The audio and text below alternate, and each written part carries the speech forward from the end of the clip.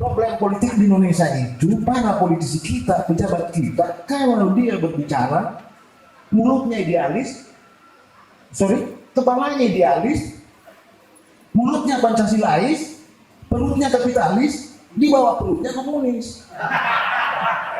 Sekarang dicetak Bapak Ibu untuk tidak mengakui negaranya, untuk merusak negaranya. Sekarang negara ini sudah jatuh. Ukurannya apa? Ada 3. Tidak ada stabilitas, tidak ada integrasi politik, dan tidak ada adaptasi politik.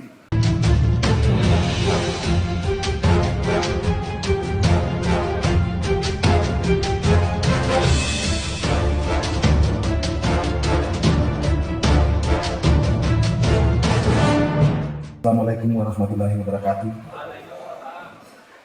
Bapak Ibu yang saya muliakan, untuk menghindari kesalahan dalam penyebutan nama, izinkan saya tidak menyebut satu persatu. Tapi saya ingin menyebut 1, 2 sebagai pertanda bahwa saya menyapa Bapak Ibu. Yang saya hormati Bapak Jenderal TNI Purnawirawan Bapak Tri Sutrisno, Wapres saya, Panglima saya. Dan saya pindah ke Pak Yang Mulia para Raja Sultan. Ada kerajaan saya, nama saya itu yang terakhir di belakang itu berasal dari Kerajaan Luhur.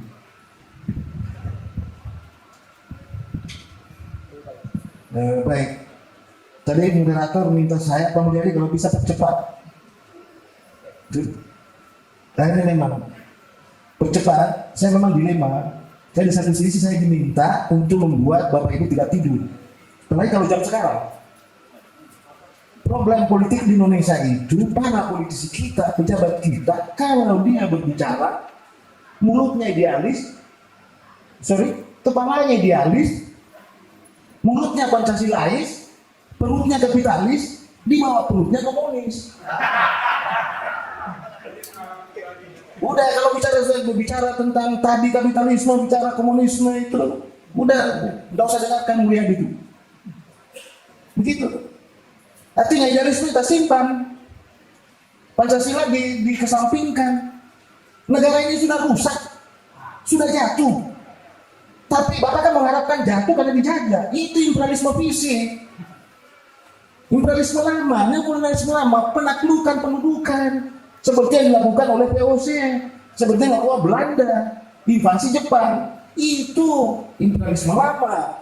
Nah, sekarang enggak. Sekarang dicetak Bapak Ibu untuk tidak mengakui negaranya, untuk merusak negaranya. Sekarang negara ini sudah jatuh. Ukurannya apa? Ada 3. Tidak ada stabilitas, tidak ada integrasi politik, dan tidak ada adaptasi politik. Itu indikatornya itu. Tidak usah kita berdebat. Kalau Bapak berdebat, saya undang di kuliah. Pada kesempatan ini saya sangat berbahagia karena 2 guru saya ada tadi berbicara mendahului saya. Sudah pasti murid lebih pintar daripada gurunya. Kenapa? Karena ilmu guru saya sudah ambil, ditambah dengan ilmu saya, kan pasti itu. Nah gitu, itu logikanya itu. Dan saya orang yang terakhir pintar ketika saya tidak punya murid. Itu logikanya Bapak Ibu. Saya sebagai dosen asli, bukan politisi. Dosen murni. Ini juga bukan dosen tembak, Pak. Dosen asli. Saya itu punya NIK 132, dirubah sampai sekarang pangkat saya. Kalau disetarakan dengan TNI, itu setara dengan perwira menengah itu. Belum perwira menengah. Ya, baru ya. Kira-kira gitu, Pak. Ini kawan-kawan saya ini ya memang itu sebelah ini gitu. Ini yang selalu bikin gaduh negara. Tapi bicara revolusi memang selalu bilang, kamu Mulyadi jangan jadi pengecut. Itu tuh, ini yang di sebelah selalu teriak ini.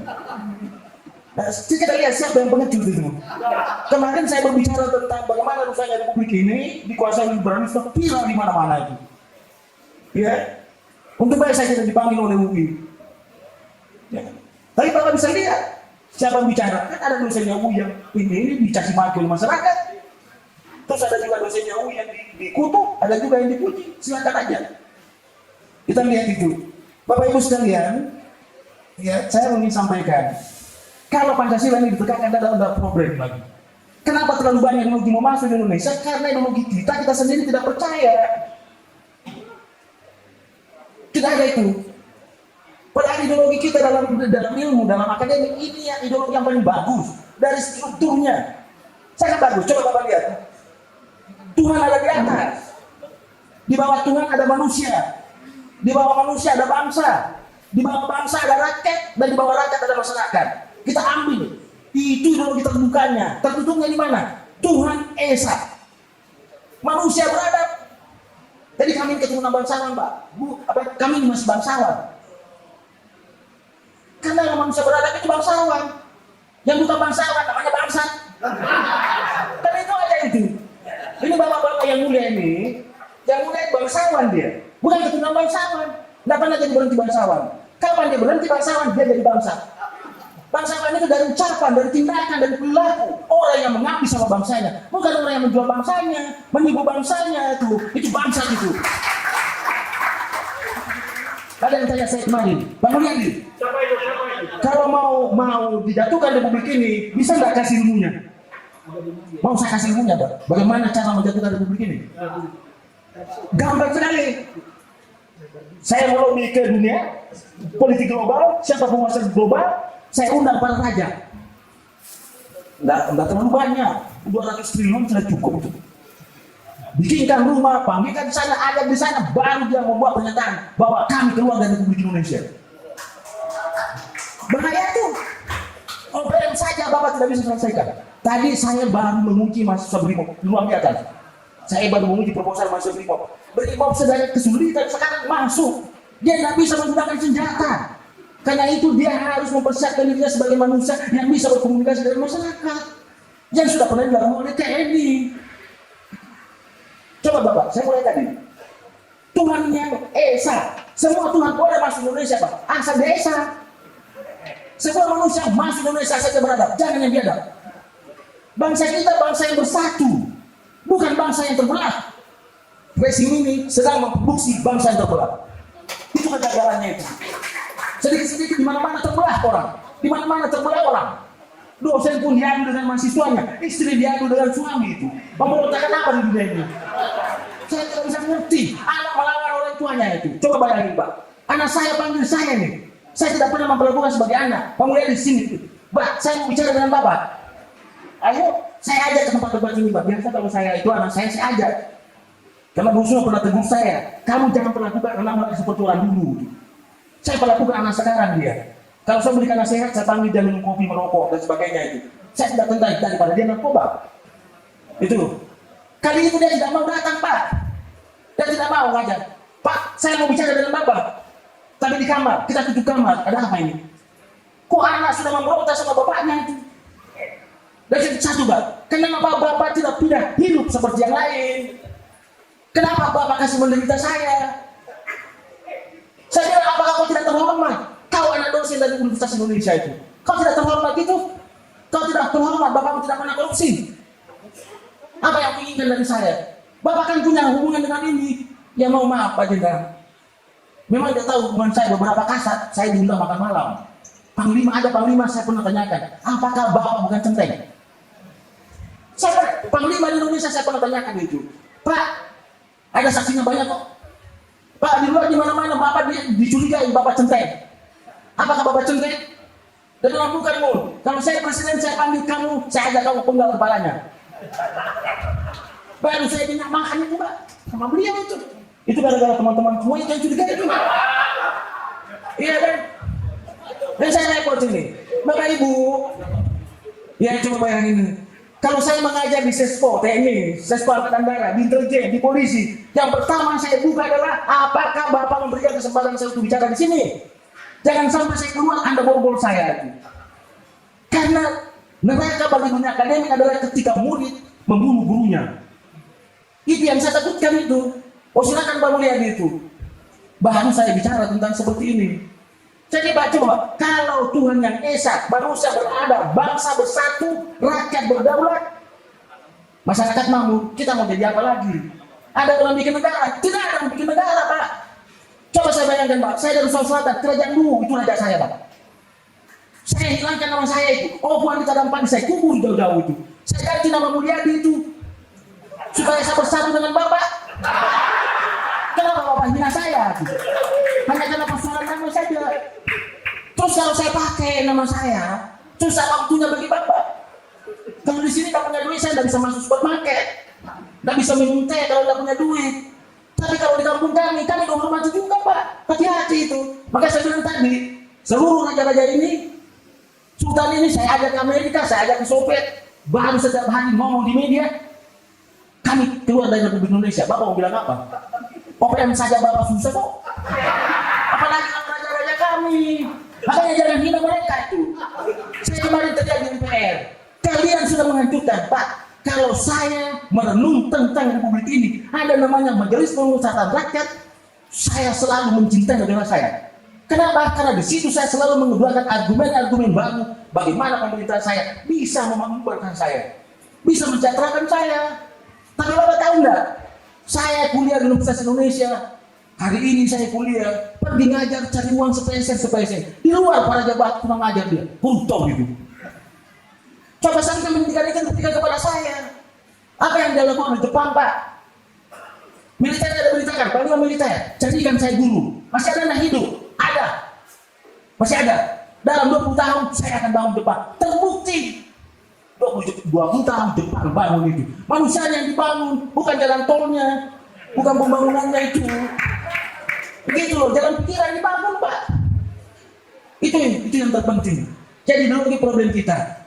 Nah hari ini saya mengatakan Indonesia sudah jatuh. Ya, Bapak Ibu, saya sedikit mau singgung militer. Tidak ada profesi di dunia ini yang sangat agung, sangat terhormat, sangat mulia kecuali militer. Profesi saya tidak terlalu terhormat, Pak. Dosen. Saya hanya dituntut melahirkan sarjana yang sujana. Meskipun kenyataannya banyak sarjana yang durjana itu. Kami gagal. Mencoba baca mati kami. Tapi kalau berbicara tentang militer, jangan mengatakan bahwa militer profesional itu lawannya amatir. Tidak begitu istilahnya, Pak. Ada 3 kriteria untuk disebut militer profesional. Satu, memiliki keahlian khusus. Keahlian khususnya ini banyak dihindari ini. Yaitu apa? Bertempur sampai mati. Tidak ada orang bertempur sampai mati, Pak. Kecuali militer nyawanya langsung untuk mengabdikan kepada negaranya. Yang kedua, kesatuannya itu tadi. Apapun diperintahkan dia. Karena itu kalau militer berpolitik, saya tidak pernah mengatakan militer berpolitik. Yang berpolitik itu Senayan dan istana itu. Itu Pak. Perbaiki itu. Kalau istana sudah baik dan Senayan sudah baik, pasti militernya ikut. Nggak mungkin itu. Jadi karena itu saya bilang, bukan hukum yang berkuasa itu. Politik yang berkuasa. Politik itu paling banyak. Kalau mau perbaiki ekonominya, mau perbaiki politiknya, hukumnya, perbaiki politiknya. Tapi kami saja, Pak, begitu rusaknya itu politik, kami saja selalu dituding oleh masyarakat. Dosen apa itu? Dosen politik bangsa, pusat Republik kita. Karena ada dosen politiknya itu. Saya bilang saya tidak pernah ajari Anda jadi ular. Saya hanya ajari Anda ilmu tentang ular, selubung ular. Ular itu bahaya kalau menggigit, kalau mematok. Kalau menggigit tidak apa-apa. Saya ajari Anda tentang kekuasaan. Bahwa kalau kekuasaan itu buruk, cirinya pertama anti kritik, yang kedua menindas, yang ketiga status quo, mau 3 periode, yang keempat korup itu. Saya ajari Anda itu tentang teori kekuasaan itu. Itu kekuasaan buruk. Periksa saja itu. Apakah sudah korup? Itu kekuasaan buruk diperhatikan. Menindas tidak. Ya anti kritik tidak. Status quo tidak. Melalui dia 2 periode, 3 periode. Kalau tidak mau cari putra mahkota itu agar tidak dipenjara dia. Kan saya kira minta Republik ini. Kalau ada presiden, kalau mau yang pertama lakukan adalah bukan mengamandemen, tapi memenjarakan presiden yang dia ganti itu. Bisa enggak? Tidak ada masalah itu. Itu teori kekuasaan yang saya ajarkan di kelas. Kalau ada yang mau perhatikan silakan itu. Yang satu, ya, teori kekuasaan. Kekuasaan yang buruk, cirinya, saya minta mahasiswa, cirinya kekuasaan yang buruk. 1, tidak transparan. 2, tidak akuntabel. 3, tidak kredibel. Mulyadi jasanya asli, guru saya ada 2 di sini. Mudah saya sebutkan tadi di atas tadi. Kami sudah bilang ada murid saya kan. Coba bayangin. Ya itu saya punya kredibilitas. Pemerintahan itu partisipatif, mendengar semua orang, mendengar semua orang. Ini enggak, bikin undang-undang ini hari, besok masuk MK. Kan cilaka itu. Siapa yang didengar? Gitu kan? Kan jahat pikirannya itu. Udah yang penting saya ketok, kalau Anda persoalkan Anda masuk MK. Itu tanda-tanda bahwa Anda tidak membuat peraturan yang baik. Coba bayangin, Pak. Jadi apa kita harapkan itu? Itu kekuasaan yang buruk.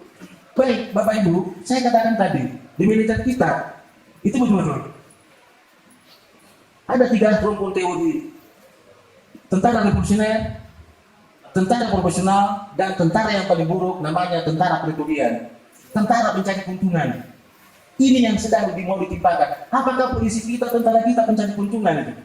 Saya katakan tidak. Terus dia tunjukkan satu orang, itu omong. Doktrinnya tidak. Jati dirinya tidak. Apa jawabannya tidak? Tidak. Di dunia ini hanya ada satu militer yang memenuhi syarat untuk disebut tentara revolusioner profesional. Hanya di Indonesia. Itu disertasi saya, Pak. Kalau mau bantah, berikan dulu ya. Jangan enak aja dibantah-bantah dulu kan, tidak melakukan penelitian. Di Batam mau saya kerja. Dia disertasi dan pembimbingnya bagus dulu itu. Itu bimbing saya itu, tunggu dulu. Saya juga meneliti di Indonesia, kenapa? Saya kan dulu ditugaskan itu sekolah di Amerika. Amerika tolak saya dengan mengatakan Anda tidak punya beasiswa. Kenapa? Saya mau meneliti militernya. Dengan membantah teori yang inter. Anda mengatakan bahwa militer kita profesional. Saya bilang tidak profesional. Buktinya, Anda melakukan diplomasi kapal induk. Anda melakukan diplomasi ofensif. Anda melakukan provokasi itu. Ya sedikit-sedikit Anda tarik kapal induknya kemana-mana. Anda pamer pesawat tempur. Anda pamer senjata nuklir. Itu tuh. Artinya, sudahlah. Nah, karena tidak ada dananya, sudah kalau begitu ngapain saya sekolah di Amerika? Hanya saya diajari metodologi, baru saya disuruh pulang ya untuk meneliti negara saya. Setelah itu data-datanya Anda ambil. Emang saya goblok, saya dosen ilmu politik. Ya, mendingan saya belajar di negara saya, gitu kan? Negara saya juga tidak jelek juga. Apa susahnya itu? Jadi itu sebabnya, Mbak. Ya. Nah, terakhir saya ingin sampaikan, ini kita memperingati Sumpah Pemuda. Ikrar kaum terpelajar. Luar biasa ini, Pak. Ini yang bahaya ini, karena tidak pahami tentang ikrar tentang pemuda. Definisi ini konsep pemuda bukan konsep demografi. Tidak berbicara tentang usia, tapi berbicara tentang peran politiknya, kontribusinya dalam politik. Ini satu kelompok masyarakat yang ada untuk melakukan perubahan. Dia penggagas perubahan sekaligus pelaku perubahan. Itu yang dimaksud pemuda, Pak. Ya, ini secara politik. Tolong diperbaiki baik-baik. Pemuda itu adalah penggagas perubahan sekaligus pelaku perubahan. Ya, itulah dilakukan. Cuma dalam perkembangannya, Bung Karno tidak mewariskan itu. Bung Karno menstop. Oke, dia menggagas perubahan dan pelaku perubahan cukup saya. Anda pendukung perubahan saja, gitu. Maka dititik beratkan bukan pada pikirannya, tapi tenaganya. Berikan saya pemuda, saya pindahkan gunung. Kacau itu. Ya. Kesalahan berikutnya dilanjutkan oleh Resi Pak Harto. Pak Harto mendefinisikan pemuda sebagai gangguan. Karena itu dirikan Kementerian Pemuda dan Olahraga. Kasih pemuda itu berolahraga, biar tubuhnya sehat. Coba bayangin itu. Itulah sebabnya saya selalu teriak, bubarkan cepat Kementerian Pemuda dan Olahraga. Tidak ada manfaatnya. Tidak ada manfaatnya itu. Kenapa bisa ada manfaatnya? Bawa pemuda itu dibawa Kementerian Perencanaan Pembangunan Nasional. Biar dia merencanakan pembangunan kita. Biar dia melaksanakan pembangunan kita gitu. Itu fungsinya pemuda itu. Jadi dikasih berolahraga itu. Olahraga tidak beres, pemudanya tidak beres. Ya kan? Akhirnya ormas-ormas pemuda yang ada bukan bela negara, yang ada bela elit. Akhirnya terjadi nanti pemberontakan itu. Konflik horizontal dan konflik vertikal yang sudah menganga. Apakah itu? Tahun 2002 saya pernah menulis di Kompas, Indonesia negara persekongkolan. Tahun 2007 karena banyak yang tugas saya atas tugas saya buatkan buku kecil yang hanya beredar di lingkungan TNI. Karena waktu itu saya masih di intelijen negara, saya kasih mahasiswa intelijen, saya kasih mahasiswa analisis itu. Saya ramalkan Indonesia kalau dia mengikuti pola negara Nusantara pertama Sriwijaya, Majapahit yang kedua dari Indonesia yang ketiga, maka Indonesia akan berumur maksimal 200 tahun. Dia akan runtuh maksimal, itu berjalan normal. Kalau tidak normal, dia akan runtuh sebelum 200 tahun. Tulisan saya, ramalan saya itu berdasarkan teori-teori yang ada, ya, bukan peramal, bukan ilmu lain yang pakai, ya. Tapi saya belum sampai 200 tahun, saya sudah melihat tanda-tandanya. Ya, saya melihat tanda-tandanya. Tapi teori neopluralisme sudah terjadi di mana-mana. Ya Bapak Ibu, terakhir saya katakan, tadi ada keinginan untuk kembali ke Undang-Undang 45. Memang itu rancangan yang paling hebat. Pak, Bapak periksa bukunya kosong, kontrak sosial. di bab 8 ada tertulis di situ. Ini kata-kata Rousseau. Ya. Kata-katanya Rousseau itu. Ya. Sistem pemerintahan, sistem politik yang dibangun oleh Muhammad adalah sistem yang sangat terbaik. Cuma sayang dia akan runtuh karena ada manusia-manusia di situ disebutkan, manusia-manusia tidak beradab. Itu kata Rousseau, periksa itu. Rousseau saja mengakui itu, menghormati namanya negara Madinah. Negara Madinah kontemporer ada di Indonesia. Itu kalau dilaksanakan Pancasila, Anda semua orang merindukan namanya Khalifah, kekhalifahan versi Rasulullah ada di Indonesia, ada di Indonesia. Tuhan yang esa, manusia beradab, bangsa yang bersatu, rakyat yang berdaulat, masyarakat makmur ada di Pancasila. Karena itu jangan sekali-kali tinggalkan Pancasila. Kapan Bapak tinggalkan Pancasila? Saya katakan tadi, kepalanya idealis, mulutnya Pancasilais, perutnya kapitalis, di bawah perutnya komunis, hancur kita. Cepat sekali selesai. Saya pikir itu, ya. Bapak Ibu tentu sangat satu kehormatan karena saya bisa mempertemu Pak Prianto, Pak Maijen Prianto, ya senior saya, sekaligus kawan diskusi saya, memberikan saya kesempatan untuk bertemu kepada Bapak Ibu, ya yang hanya biasa saya kagumi melalui tulisan, melalui pemberitaan. Kali ini betul-betul saya bertemu dengan Bapak Ibu dengan nyata sekali. Terima kasih Pak Jenderal. Sekian. Assalamualaikum warahmatullahi wabarakatuh.